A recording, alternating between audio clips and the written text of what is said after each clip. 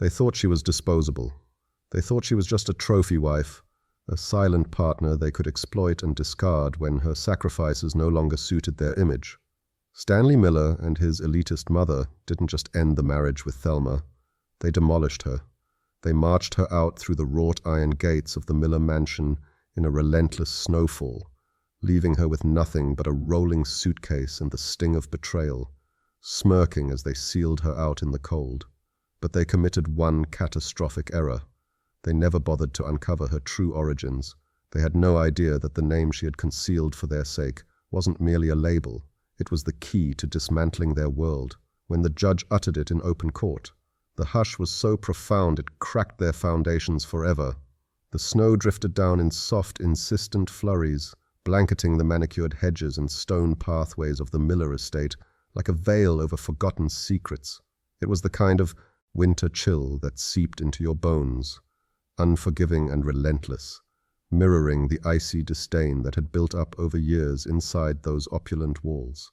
But the frost in the air paled against the Arctic betrayal unfolding at the threshold, where Thelma Miller stood, her lavender coat dusted white, gripping the handle of her suitcase as if it were her last anchor to dignity.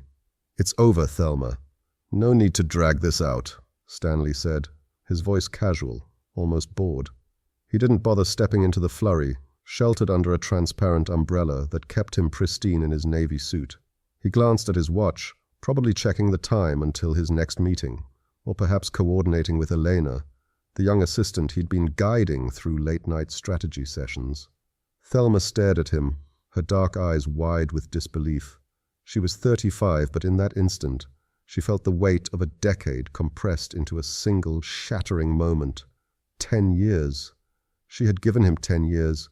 She had orchestrated his business deals from the shadows, funneled her family's discreet investments to launch his ventures, and even transferred assets into his name to shield him from risks.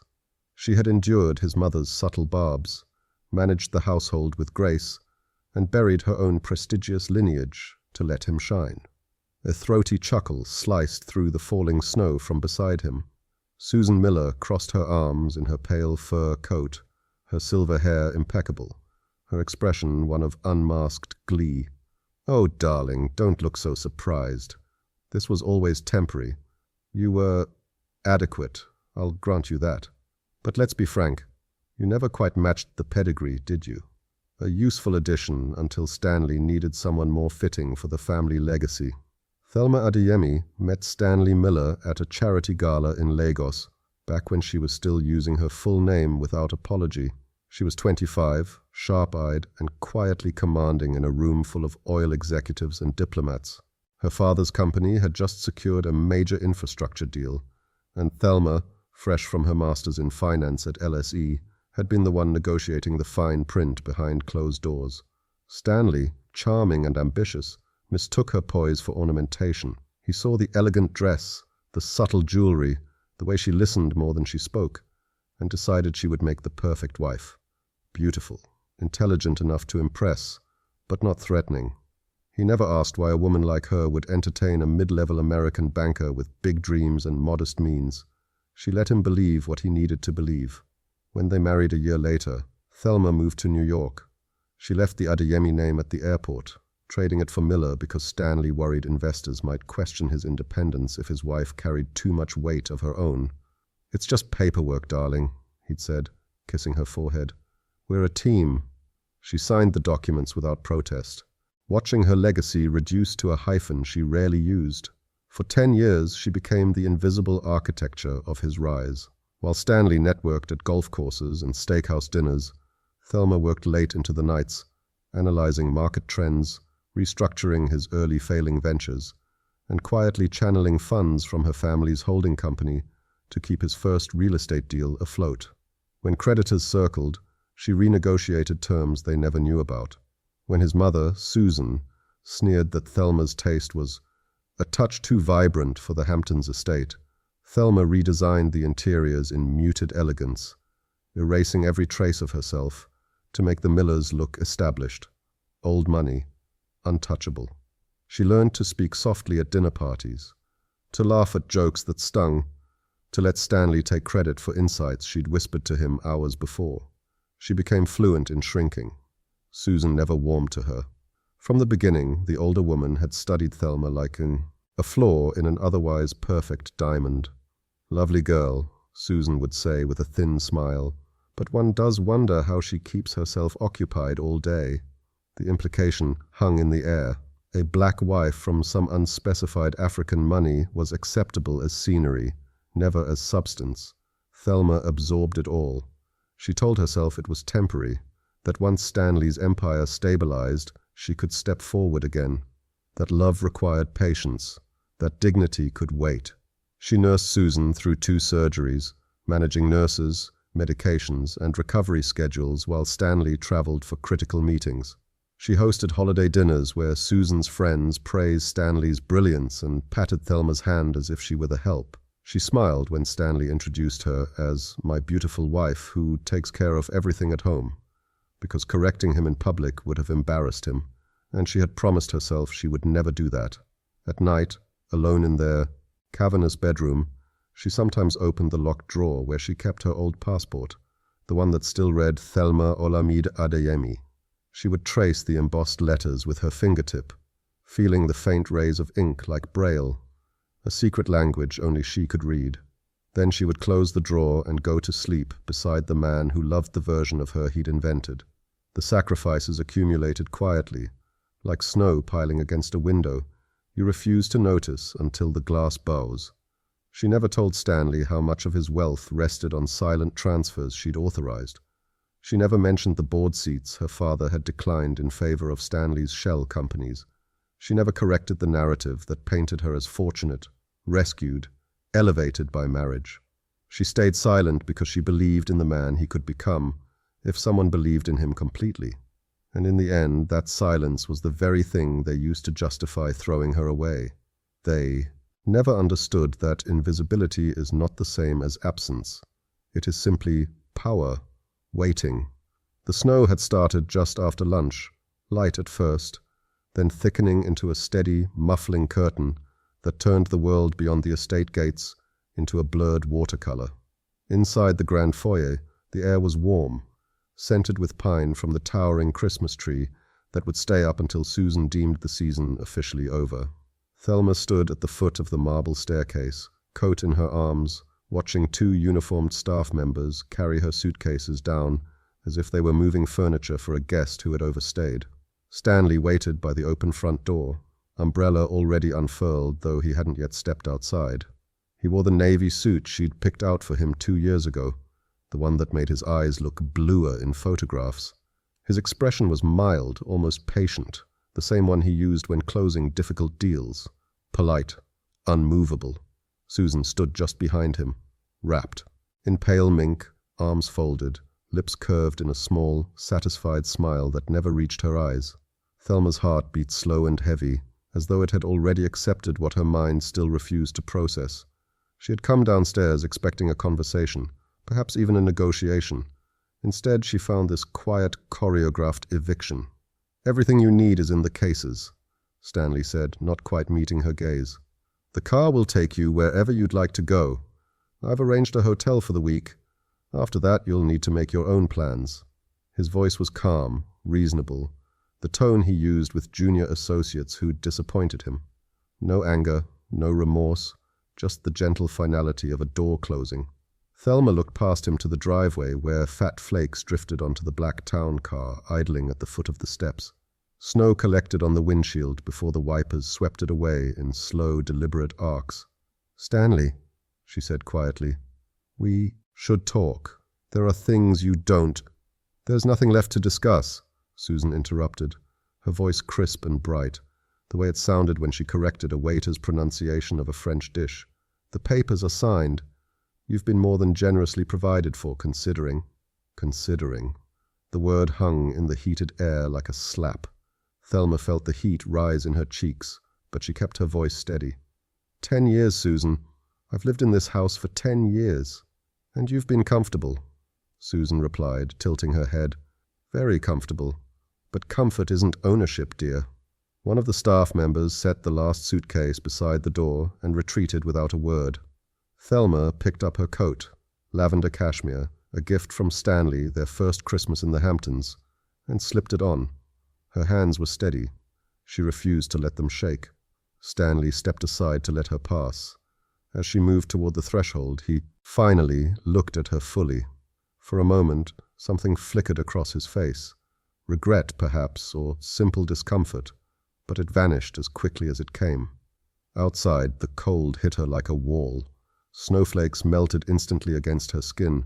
She walked down the steps slowly, pulling the rolling suitcase behind her. The wheels left faint tracks on the salted stone, tracks that would disappear within minutes. At the bottom, she paused and turned back. Stanley stood framed in the doorway, the umbrella tilted just enough to shield him completely. Susan had moved forward to stand beside him, one gloved hand resting possessively on his arm. And then Susan laughed. It started as a soft exhale, almost a sigh of amusement, then grew into genuine, open laughter, rich, throaty, delighted. She didn't bother to cover her mouth. She laughed as if Thelma's bewildered expression were the punchline to a private joke she'd waited years to deliver.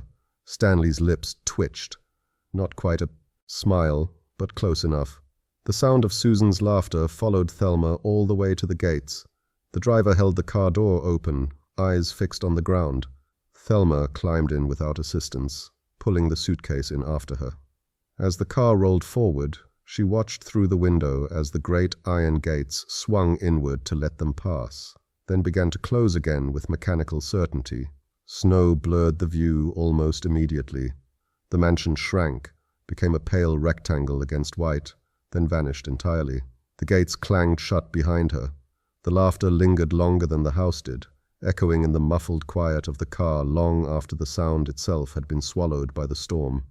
The car pulled away from the gates, tires crunching softly over fresh snow, and Thelma watched the estate disappear in the side mirror until it was nothing more than a pale smudge against white. The driver said nothing.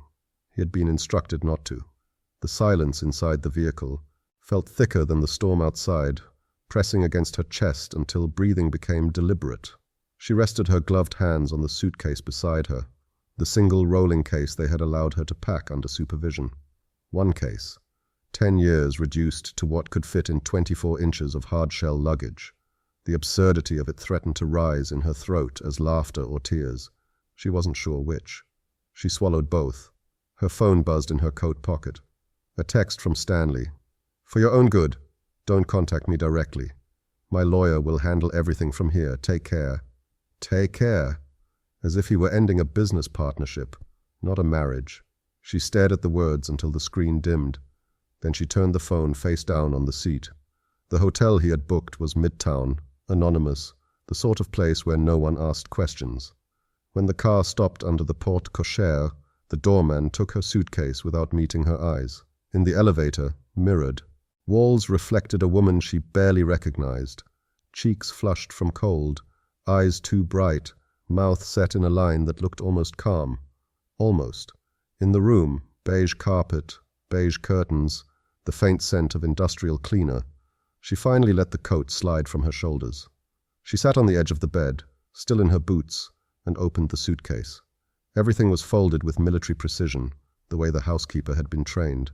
On top lay the lavender scarf Stanley had brought back from Paris the year his company went public. Beneath it, the framed photo of their wedding day. Someone had removed it from the mantel and packed it face down, as though even the glass couldn't bear to look at her anymore. She lifted the frame. In the picture, she was laughing at something Stanley had whispered just before the kiss. He looked triumphant, as if he had won a prize everyone else had overlooked. She remembered the exact moment, the sun warm on her shoulders, the scent of frangipani, her father's quiet pride in the front row. She had felt that day that love could be big enough to hold everything, her past, his future, their shared present. She set the photo aside, still face down. Humiliation came in waves, hot and sudden. She thought of Susan's laughter ringing across the snow, of the staff pretending not to watch, of the gates closing with that final metallic authority. She imagined the phone calls already happening, Susan telling her bridge club that Stanley had finally come to his senses, friends offering sympathy that tasted like gossip, the narrative forming without her. Poor Stanley, trapped in a mismatched marriage, bravely moving on. She could call him. She could demand explanations, beg for conversation, offer compromises. She could remind him of the nights she'd held him through panic attacks, when his first deal nearly collapsed, of the mornings she'd rewritten his pitch decks until they sang. She could threaten to tell the truth about where his seed money had really come from. But the thought of his patient, dismissive voice, of hearing him say again that it was for the best, made her stomach turn. No, she would not beg. Not for a man who had watched his mother laugh while she stood in the snow. Not for a life built on her deliberate silence. Thelma closed the suitcase and pushed it against the wall. She removed her boots, lined them up neatly by the door, out of habit, then walked to the window. Outside, the city lights blurred through falling snow, indifferent and endless. She placed her palm against the cold glass and felt, for the first time in years, the full weight of the name she had buried. It was still there, waiting. She was still there, and she was done shrinking. If this moment resonates with you, the quiet refusal to beg, the decision to stand when everything tells you to kneel, then stay with me. Subscribe so you don't miss what happens when Thelma walks back into that courtroom. Like this chapter if you've ever been underestimated. Comment the word gates below if you're ready to see what a closed door really costs the people who slammed it. Because this story isn't over. It's barely begun. Thelma stood at the hotel window long after the city lights had blurred into streaks of gold and red. Snow still fell, softer now, as if the storm itself had spent its rage. She had not turned on the lamps. The glow from the street below was enough. In the half-dark, she opened the suitcase again and reached past the folded clothes to the bottom compartment, where a slim leather folder lay hidden beneath a false panel. Inside was the passport she had not touched in years, Nigerian green, gold eagle embossed on the cover. She ran her thumb over the raised lettering, Federal Republic of Nigeria. Then she opened it. Thelma Olamide Adeyemi. The photograph was younger, hair in sleek braids, eyes bright with the confidence of someone who had never yet learned to dim herself. Beside it, the signature she had once been proud of, flowing, decisive, unmistakably hers. She had not lied to Stanley, not exactly. She had simply allowed him to believe the simplified story he preferred. Her father, she told him early on, was in infrastructure. A modest description for a man whose consortium had rebuilt half the ports along West Africa's coast, whose quiet partnerships reached into London, Dubai, and Houston. The Adeyemi name did not shout. It did not need to. It was the kind of legacy that opened doors before you knocked, the kind that made regulators hesitate and competitors recalculate. Thelma had watched her father navigate that power with restraint. He never flaunted. He listened twice as long as he spoke. When she left for London to study, he had pulled her aside and said, "Remember, my daughter, the loudest person in the room is rarely the strongest. Let them underestimate you until the moment they cannot afford to." She had taken the advice to heart, perhaps too much. When she met Stanley, she saw hunger in him, raw and real. He wanted to build something that would outlast him, and she recognized the drive because it lived in her too. She thought they could build together. So when he worried aloud that investors might see her family's influence as his crutch, she offered the solution herself. Put the early investments in his name alone, shield him from scrutiny, let him stand in the spotlight unshadowed. Her father had not argued when she asked him to route the funds discreetly. He had only looked at her for a long moment and said, "Love should not ask you to disappear, Thelma." But she had been certain she knew better. Over the years, more pieces of herself slipped quietly into Stanley's foundation. Offshore accounts restructured to his benefit. Key introductions made through her university network credited to his charm. When his company teetered during the pandemic, it was an Adeyemi family trust, unsigned by any Adeyemi, that quietly absorbed the debt. She had buried her name deeper with every concession, telling herself it was strategy, not surrender. Now, holding the passport, she felt the weight of every buried year settle on her shoulders, not as regret, but as clarity. There was a second document in the folder, a single sheet of heavy cream paper, her father's stationery. A letter written 3 years ago, after his first heart scare. She unfolded it carefully. My dearest Thelma, if you are reading this alone, then perhaps the time has come for you to remember who you are without apology.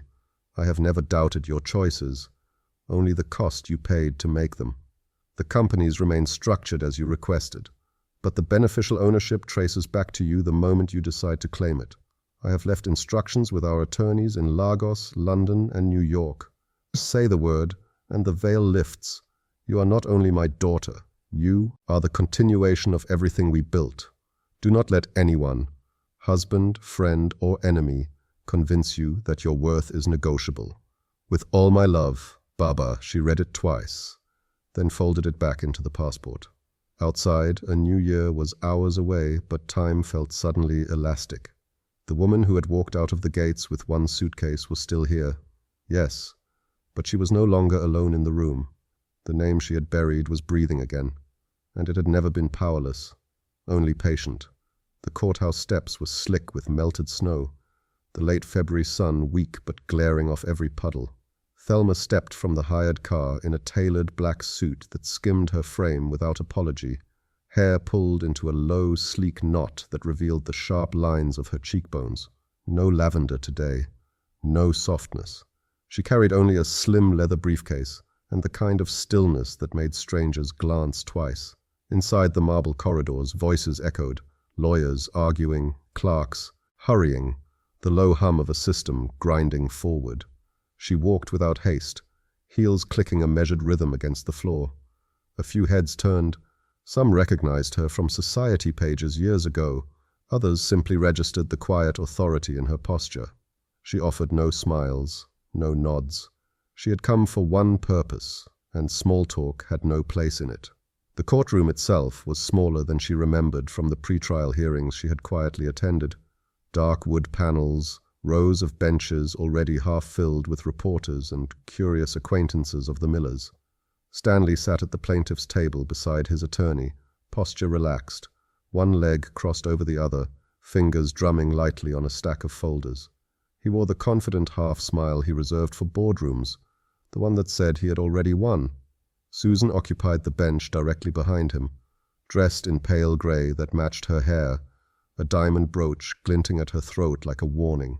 She leaned forward, to murmur something to Stanley, and he chuckled under his breath. Then the side door opened, and Thelma entered. The change in the room was subtle at first. A pause in conversation, a rustle of programs, a few sharp inhalations. Stanley's drumming fingers stilled. Susan's whispered commentary died mid-sentence. Even the court reporter's rapid typing slowed. Thelma did not look at them. She moved to the defendant's table, set her briefcase down with deliberate care, and took her seat. Only then did she allow her gaze to travel across the gallery, calm and unhurried, until it settled briefly on Stanley. His half-smile faltered. Something uncertain flickered in his eyes, the same flicker she had seen the day at the gates, only now it lingered. Susan recovered first, lifting her chin in that familiar imperial tilt, but her gloved hands tightened around the railing in front of her. The reporters began scribbling faster. Phones were angled discreetly. This was the moment the story shifted, and they could feel it even if they didn't yet understand why. The bailiff called the room to order. The judge, an older woman with steel-rimmed glasses and no patience for theatrics, entered and took her seat. Routine words were spoken. Case number, appearances noted for the record. Stanley's attorney rose smoothly, voice polished, ready to outline the irreconcilable differences, the generous settlement offered and refused, the need for swift resolution. But every time he spoke, eyes kept drifting to Thelma. She sat perfectly composed, hands folded on the table, expression unreadable. No notes in front of her, no nervous gestures, just quiet presence, as if she had been carved from the same dark wood as the panels behind her. The attorney's cadence, usually commanding, seemed to lose its edge under that steady gaze. When her own counsel rose to confirm readiness, Thelma inclined her head once, a small, almost imperceptible acknowledgement.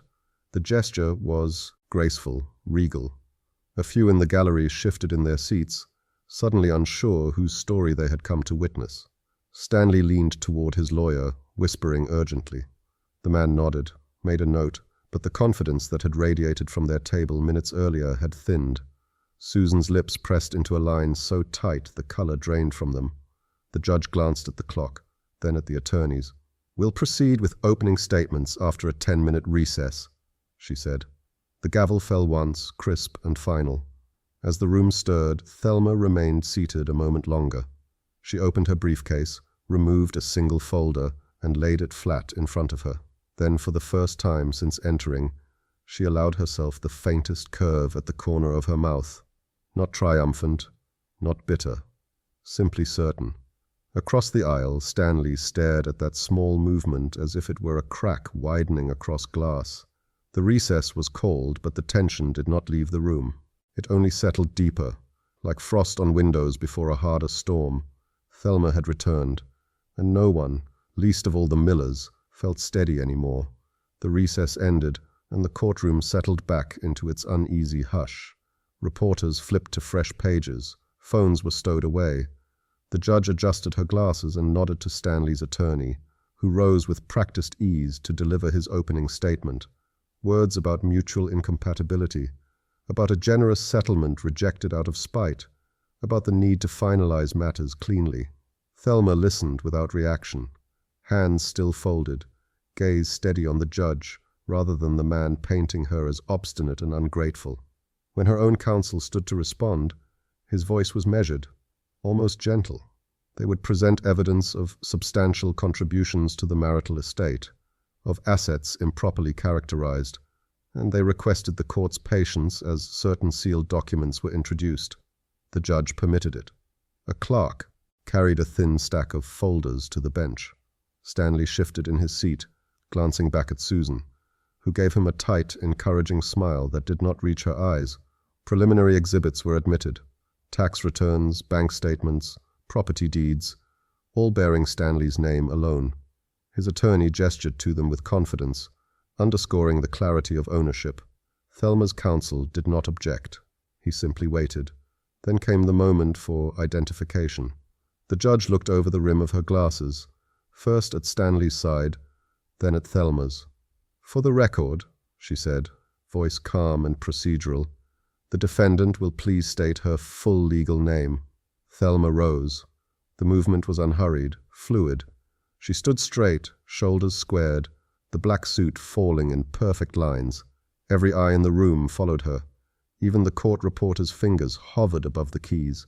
She looked directly at the judge, not at Stanley, not at Susan, and spoke in a voice that carried effortlessly to the back row, clear and composed. "Thelma Olamide Adeyemi Miller." The name landed softly, yet the air seemed to change temperature. For a long second, nothing happened. Then a ripple moved through the gallery, a sharp intake of breath, the scratch of a pen, a murmur quickly stifled. Stanley's attorney froze mid-note. Stanley himself blinked, frowned as if trying to reconcile the syllables with the woman he thought he knew. Susan's gloved hand tightened on the railing until the leather creaked. The judge, unflinching, repeated it back without inflection. "Thelma Olamide Adeyemi Miller." She made a small mark on the transcript. "Thank you." But the silence that followed was not procedural. It was heavier, deeper, the kind that presses against eardrums. No rustle of paper, no cough, no shifting in seats, only the faint hum of the heating system and the soft patter of late snow against the high windows. Thelma remained standing a moment longer than necessary, letting the name settle into the room like dust after an explosion. Then she sat, spine straight, hands returning to their calm fold. Across the aisle, Stanley leaned toward his attorney, whispering urgently. The man shook his head almost imperceptibly, eyes darting to the sealed folders now resting on the bench. Susan stared at Thelma as though seeing her for the first time, the superior tilt of her chin gone, replaced by something closer to calculation, and beneath it, the first cold stirrings of alarm. Thelma did not look at either of them. She kept her gaze forward, expression serene, as if she had simply corrected a minor misspelling on a form. But the courtroom felt different now, smaller. The balance had tilted, quietly and irrevocably. A reporter in the second row tapped frantically into his phone. Adeyemi, as in the Adeyemi Consortium? Another scrolled discreetly, piecing together headlines from years past. Billion-dollar infrastructure. Deals. Private equity moves in energy and shipping. A family name that rarely appeared in bold print, yet influenced entire markets. The judge cleared her throat and the spell fractured just enough for proceedings to continue. But the words that followed, objections, stipulations, schedules, seemed to float on the surface of a room that had sunk into deeper water. The truth had not shouted, it had only spoken its name, and the silence that answered it said everything. The silence stretched only a heartbeat longer before the judge turned to the sealed folders. She opened the first with the unhurried precision of someone who had seen every kind of surprise a courtroom could offer. Pages rustled softly. Her eyes moved down the documents, paused, moved again.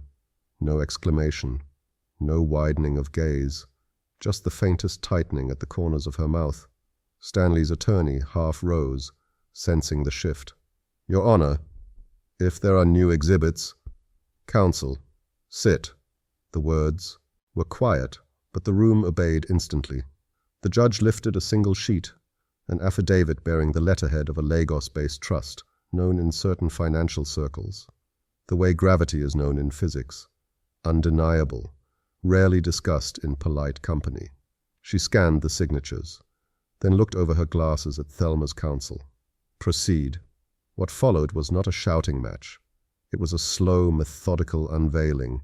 Exhibit A, a series of wire transfers originating from an Adeyemi family entity, routed through 3 jurisdictions, landing in accounts that seeded Stanley's flagship real estate fund. The amounts were not modest. Exhibit B, emails, recovered, authenticated, between Thelma and the family's London solicitors, directing those transfers with explicit instructions that beneficial ownership remain masked to protect my husband's independent reputation. Exhibit C, board minutes from Stanley's company, early years, showing Thelma listed as an unnamed strategic advisor whose recommendations were adopted verbatim in every major decision. One by one, the documents were handed to Stanley's side. His attorney flipped through them with increasing speed, color draining from his face. Stanley leaned in, scanning the pages, confusion giving way to recognition, then to something closer to panic. Susan clutched the railing harder, knuckles white beneath her gloves. The judge's voice cut through cleanly. It appears, Mr. Miller, that a significant portion of the marital estate, including the commercial properties you have claimed as separate, originated from sources now documented as belonging to the defendant. I am therefore granting the temporary restraining order requested. All assets in dispute are frozen, effective immediately, pending full forensic accounting. A pause. The gavel did not fall yet. It hovered. Stanley found his voice. Your Honor, this can't be right. Thelma never... He stopped, hearing how small the protest sounded. Thelma finally turned her head and looked at him, not with anger, not even with satisfaction, just the calm, steady regard of someone who had waited a long time to be seen clearly. The judge continued. Furthermore, the court notes discrepancies in the plaintiff's financial disclosures. Counsel for the defendant has provided evidence suggesting intentional omission of these contributions. We will recess for 48 hours to allow review. Any attempt to move or encumber assets in the interim will be viewed as contempt. The gavel came down once, sharp, final. The room exhaled, but the air remained thick. Reporters scrambled for the doors, phones already to their ears. Stanley's attorney gathered papers with hands that betrayed a faint tremor. Stanley sat motionless, staring at the table as though the wood might offer an explanation. Susan leaned forward, voice low and venomous. You knew. All this time you knew, and you said nothing. Thelma met her mother-in-law's eyes without flinching. She said nothing at all. As the courtroom emptied, the Millers remained at their table, surrounded by the scattered exhibits that had once been their certainty. The empire Stanley had paraded as his own genius lay exposed in black and white, built on transfers he had celebrated as lucky breaks, on advice he had claimed as his insight, on a woman he had dismissed as ornamental. Outside in the corridor, muffled voices rose, urgent, disbelieving. Headlines were already forming. Inside, the frost that had settled with Thelma's name deepened into something colder. The assets were frozen, yes, but so in that moment was every lie they had told themselves about who had truly held the power all along. The 48 hours passed in a blur of sealed depositions and emergency filings, but when the courtroom reconvened, the air carried the scent of inevitability. Reporters filled every seat, their notebooks open like hungry mouths. Stanley's table looked diminished, his attorney pale, folders thinner, no trace of the easy confidence from weeks before. Susan sat rigid in the front row, her fur stole absent, replaced by a simple wool coat that seemed to swallow her frame. The judge wasted no words. "The forensic review is complete," she said, her voice slicing through the hush. "The defendant's contributions, not mere support, but foundational capital and strategy, comprise over 70% of the disputed assets. Plaintiff's claims of separate property are disallowed. The estate is awarded to Mrs. Miller in full, with nominal alimony waived at her request. Case closed." The gavel fell like the final gate at the estate, heavy and absolute. Stanley's head dropped.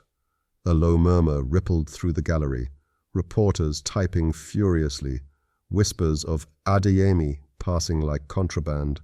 Oyindamola Adeyemi's name surfaced in hushed tones, the businesswoman whose still earth. Construction had engineered chunks of Nigeria's ports and Dangote's refinery, her family's quiet infrastructure, web-spanning continents. Thelma's lineage wasn't myth. It was the unseen steel in West Africa's boom. His attorney touched Stanley's arm, murmuring about appeals, but Stanley didn't respond. He stared at the table, the navy suit from the gates hanging looser now, as if the freeze had already begun to hollow him out. Susan rose halfway, voice cracking across the aisle. "You planned this. You waited to destroy us." Thelma turned slowly, her black suit still impeccable, the sleek knot of her hair undisturbed. Their eyes met, Susan's wild with accusation, pleading almost. The woman who had laughed in the snow now looked small, pleading for the mercy she had never extended. Thelma held the gaze a moment longer than necessary, letting the silence carry the weight of every softened word, every endured slight, every asset signed away in the dark. Then she spoke, voice even, carrying no heat. "I'm not here to destroy anyone, Susan. I'm here to take back what was mine. No venom, no list of grievances. Just fact, plain as the documents that had unraveled them." She gathered her briefcase and stood. Her counsel nodded. No victory lap, no press statement prepped. As she walked toward the exit, Stanley finally looked up. "Thelma, please, we can talk. This doesn't have to—" She paused at the door, not turning fully. "It did, Stanley. The day you locked the gates." Then she stepped into the corridor, heels echoing softly, leaving the courtroom to its chaos. No glance back, no gloating to the cameras clustered outside. She slipped past them into the weak February light, the slim leather case swinging lightly at her side. Mercy wasn't absolution. Forgiveness would have required trust they had long shattered. This was cleaner. Truth laid bare, power redistributed, not seized in rage but reclaimed in quiet certainty. Stanley would keep his name on the buildings, perhaps scrape together enough to rebuild a smaller life. Susan would return to her bridge club, whispers trailing her like snowmelt. They would survive, diminished but breathing. Thelma hailed a car, not the town car from the gates, but her own arrangement. As it pulled away, she opened her phone, not to news alerts about the verdict, but to a single contact. Lagos, her father's line. "Baba," she said when he answered, voice steady for the first time in months. "It's done. Send the papers." On the other end, a soft chuckle, warm as Lagos sun. "Welcome home, my daughter." She leaned back, watching the city blur past. No revenge had scorched the earth, just dignity, restored. The woman they threw into the snow drove forward, untethered, whole. The Millers were left with the echo of a name they had never truly known. 3 years had etched their lines into the world, but the snow that day at the gates felt like yesterday. Stanley Miller stood at the edge of the crowd in Lagos, half hidden by the throng of dignitaries, reporters, and hard-hatted workers gathered under a relentless December sun. His suit hung loose now, the navy fabric faded from too many dry cleans without purpose. No umbrella shielded him today. The heat pressed down, indifferent to his discomfort. He had flown in on mileage points, telling himself it was research for a consulting gig, but the truth clung like humidity. He needed to see her. The event was the commissioning of the expanded Dangote refinery's auxiliary infrastructure, a $2 billion pipeline and port upgrade that would feed the behemoth's 1.4 million barrels per day, the largest single-train facility on Earth. Banners fluttered. Still Earth Holdings, engineering Africa's future. Politicians ribbon-cutted. Aliko Dangote himself shook hands on the dais, but all eyes sought the woman at center stage. Thelma Olamide Adeyemi Miller, no longer hyphenated, no longer. Miller stepped forward in a crisp white Ankara suit, tailored sharp as her gaze, gold embroidery catching the light like veins of ore. Her hair was cropped close, threaded with silver she wore unapologetically. At 38, she moved with the unyielding grace of someone who had rebuilt not just empires, but herself. Flanked by her father, now retired but beaming, and a cadre of young engineers, half women, all mentored by her, she addressed the crowd in that same clear voice that had frozen the courtroom. Ladies and gentlemen, Still Earth is not building pipes. We are building pathways for energy independence, for West Africa's ports from Lekki to Abidjan, for the 200 kilometers of roads we've laid across Oyo, Ekiti, and Delta since reclaiming our seat at the table. This refinery's new arteries, ours, from the dredging of 65 million cubic meters of sand to the modular steel that holds it all. Precision engineering that powers Nigeria's GDP surge by 2028. We do not shout our legacy. We lay its foundations. Applause thundered. Cameras flashed. Oyindamola Adeyemi, her mother, executive chair of Still Earth Holdings, the titan whose firm had pioneered the refinery's esoteric configurations years prior, stood beside her, nodding with quiet pride. The mother-daughter duo had merged visions. Thelma's finance masters from LSE channeling discrete capital from Lagos to Houston, Oyindamola's grit overseeing 180 kilometers of national roads, partnerships with Julius Berger, Shell, the Federal Ministry of Transport. Forbes Africa had just named Thelma new Guardian of Infrastructure in their 2025 edition, her face on the cover beside headlines of Still Earth's diversification into green finance and eco-hotels across Ghana and Senegal. No mention of the divorce, only power. Stanley watched from the shadows of an equipment crane, heart thudding. His Hamptons estate, sold at auction to cover frozen debts. Susan had retreated to a Florida condo, bridge club abandoned amid whispers of the black wife who fooled us. He scraped by on broker commissions in a Manhattan walk-up, pitching deals to men who now Googled his ex before returning calls. The name Adeyemi haunted his feeds. LinkedIn posts of Thelma at Harvard OPM summits, Dawn Commission galas honoring her as an Akinkanju, tireless builder. She had waived alimony, yes, but stripped his facade bare. Mercy, she called it. Survival, for him. On stage, Thelma scanned the crowd once. Did her eyes pause on his shadow? No recognition, no flicker. She turned to Dangote, signing the final MOU for Still Earth's next bid, Lekki Deep-Sea Port Expansion. Laughter rippled as she quipped about underestimating quiet forces. The crowd surged forward for photos. Stanley slipped away, past workers in Still Earth vests, their pride palpable. Back at his hotel, he opened his laptop to the live stream. There she was, arm raised in toast, the woman he had locked in snow now thawing continents. He closed the screen. The gates had shut behind her once. Now they opened for her everywhere. She had not looked back. Why would she? Power was never ownership. It was identity, unburied, unbreakable, rising.